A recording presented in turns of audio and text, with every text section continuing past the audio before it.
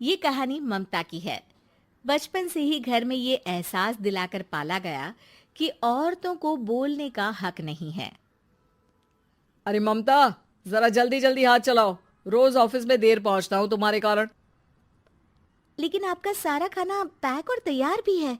अरे जबान जितनी चलाती हो उतना अगर हाथ चलाती ना तो शायद घर को अच्छे से मैनेज कर पाती। क्या मतलब है? क्या नहीं मिला आपको? मोजे मोजे कौन देगा? ममता भागकर पति को मोजे देती है।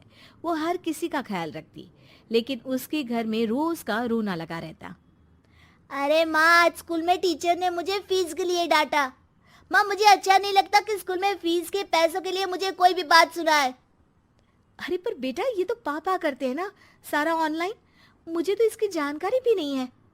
हाँ हाँ, बना लो बच्चों के सामने मुझे बुरा। अरे करता तो मैं ही हूँ, माना, लेकिन मुझे कोई सपना थोड़ी ना आएगा कि बच्चों की फीस जमा करनी है। अरे बताओगी तो तुम ही ना। ममता की अब ये आदत में शुमार हो चुका था। वो हमेशा हर बात के लिए खुद को ही दोषी मानती। एक दिन वो पड़ोस की दोस्त से कहती है, समझ नहीं आता यार, मैं इतनी डम कैसे हो सकती हूँ। बात तो सही भी है ना। अब पति बेचारा नौकरी करे, पैसे कमाए, या फिर ये देखे कि बच्चों की फीस का वक्त है। क्या करूँ यार। पता नहीं, मेरे पति तो सारा काम खुद ही करते हैं। वो तो कहते हैं कि तुम थक जाती होगी, सारा दिन घर बाहर बच्चे तो। अच्छा, ऐसे भी पति होते हैं क्या? अरे क्या बात कर रही है? भाई साहब कभी तुझे किसी बात के लिए सुनाते नहीं? किसने कहा नहीं सुनाते? अरे ये पति चीज ही ऐसी होती है कि बिना पत्नी को सुनाए उन्हें चैन की नींद कहाँ आती है। तो तू भी परेशान रहती होगी कि कैसे, क्या, कब भूल गई। अरे वो तो मुझे बस इस बात के लिए ताना देते हैं कि मैं वक्त पर खाना क्यों नहीं खाती या पार्लर जाकर अपनी साज सज्जा क्यों नहीं करवाती। पड़ोसन बोल ही रही होती है कि ममता के बेटे की आवाज आती है। अरे माँ, क्या हो गया? लग नहीं रहा कि आज आप मुझे पानी भी देगी। अरे कब से खाने के लिए वेट कर रहा हूँ। अरे यार, मैं चलती हूँ। बेटा खाने के लिए वेट कर रहा है, मैंने उसे खाना भी नहीं दिया। अरे 12वीं में पहुंच चुका है तुम्हारा बेटा, उसे बोलो खुद पानी लिया करे। मैंने तो अपने बच्चों को काम करना सिखाया है। अरे यार, खुद की भी तो कोई लाइफ है। माना जब नहीं कर सकते थे तो किया, लेकिन अब इतने बड़े बच्चों की हर बात मानेंगे तो मुश्किल तो अपने को ही होगी।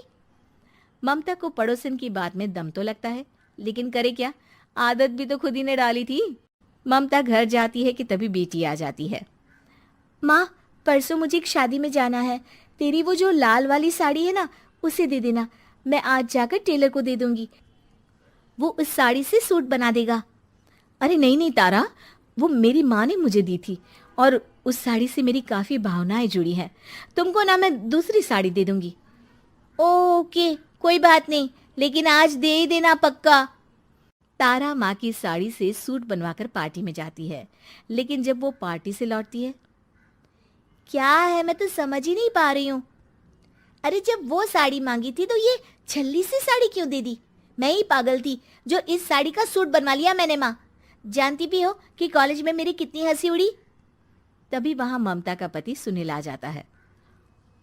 अरे गवार औरत, जब बेटी साड़ी मांग रही थी तो दे देती ना। अरे पापा, इनके तो इमोशंस जुड़े थे उस साड़ी से। ममता इतने सब के बाद भी कुछ नहीं बोलती। मेरी बेटी की बेइज्जती हो गई, मैं बिल्कुल बर्दाश्त नहीं कर सकता ये। मैं नहीं चाहता कि मेरी बेटी से कोई भी ज्यादा सुंदर लगे पूरे कॉलेज में। जी, वो पढ़ने में तारा बिल्कुल अच्छी नहीं है, उसकी पढ़ाई पर आप ध्यान दीजिए ना। अच्छा, अब तुम मुझे बताओगी कि मुझे किस पर ध्यान देना और किस पर नहीं।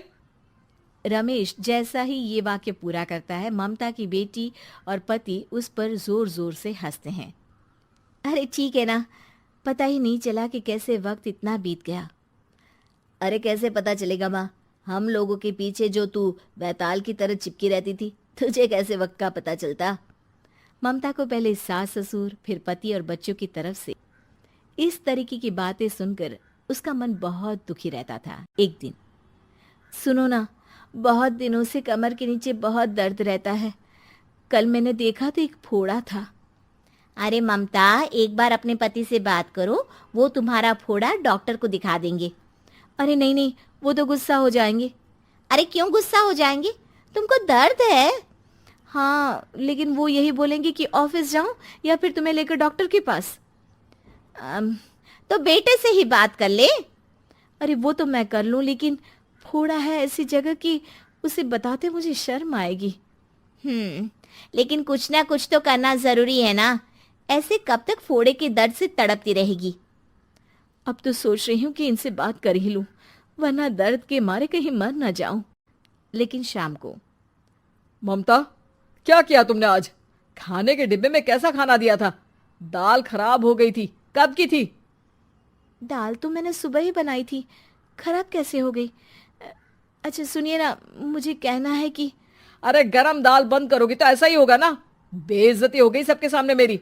ऑफिस वालों ने ऐसा मजाक उड़ाया कि क्या बोलूं। कल से ठीक से खाना देना है तो देना, वरना खाना देना बंद कर देना। बाहर खा लूंगा मैं। ममता, जो पति से अपनी परेशानी बताने वाली थी, वो अब ये सोचने लगती है कि कल से पति को खाने में क्या दे।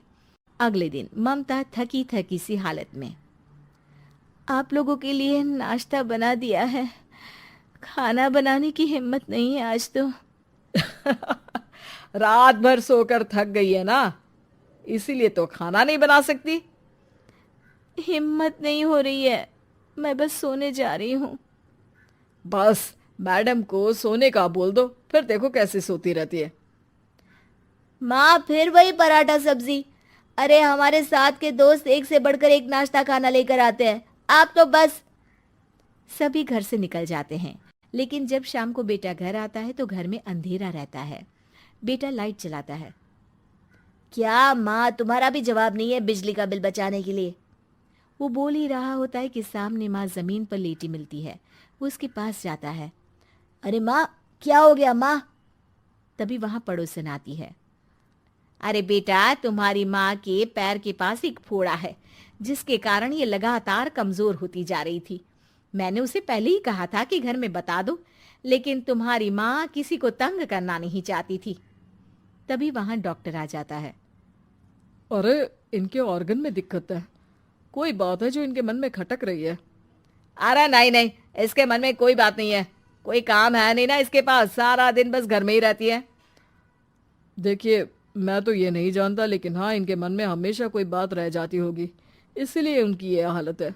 अगर आप समय से नहीं ले आते तो हो सकता था कि। अरे नहीं नहीं डॉक्टर साहब, हम पूरी कोशिश करेंगे कि वो ठीक हो जाए। हम लोगों ने अपनी ही परेशानी माँ के सामने रखी, लेकिन किसी ने माँ की दिक्कत को जानने की कोशिश तक नहीं की।